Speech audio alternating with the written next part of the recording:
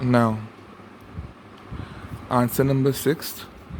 बेटा ये आंसर केवल अक्षत अग्रवाल ने ठीक किया है अभी तक रेस्ट बाकी बच्चों के भी आंसर्स आ रहे हैं, काफ़ी लोगों ने रॉन्ग किया है।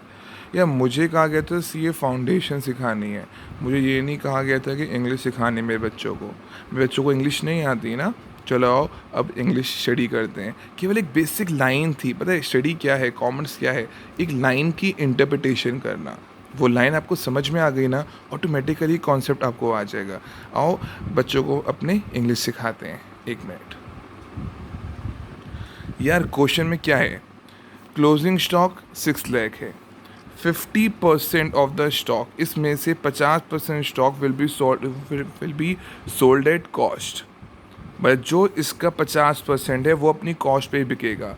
Remaining 50% will be sold at 50% of the cost, अपनी कॉस्ट का ही 50% कम।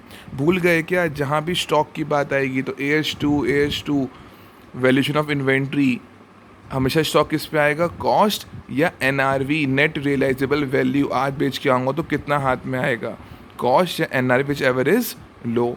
तो मैंने कहा था फाइंड द क्लोजिंग स्टॉक, तो कुल मिला के 6 लाख का था, 50% तो सोल्ड होगा अपनी कॉस्ट पे ही, रिमेनिंग 50% अपनी कॉस्ट का भी 50%। तो AS2 प्रूडेंस कॉन्सेप्ट ने दिया था कि इनकम जब सर्टेन हो तो ही दिखाएंगे, इसने इनकम को लेके कहा था। अब एक्सप्लेन कर रहा हूँ आंसर। ना बच्चे लोग अब देखो, क्लोजर कितना है आपका 6 लाख, 50% की कॉस्ट कितनी हो गई, 50% और तो स्टॉक कितने हो गए, 3 लाख का हो गया। इसकी NRV रियलाइजेबल वैल्यू कितनी है, सेम जो कॉस्ट है 3 लाख, तो 3 लाख ये वैल्यू किस पे होगा, 3 लाख पे ही होगा। बट जो रिमेनिंग 50% है उसकी कॉस्ट कितनी हो गई, 6 लाख का 50% हो गया आपका 3 लाख, वो अपनी कॉस्ट का भी 50% है। तो नेट NRV कितनी हो गई, 3 लाख का 50%, 1,50,000। तो स्टॉक किस पे आता है, कॉस्ट या NRV which ever is low.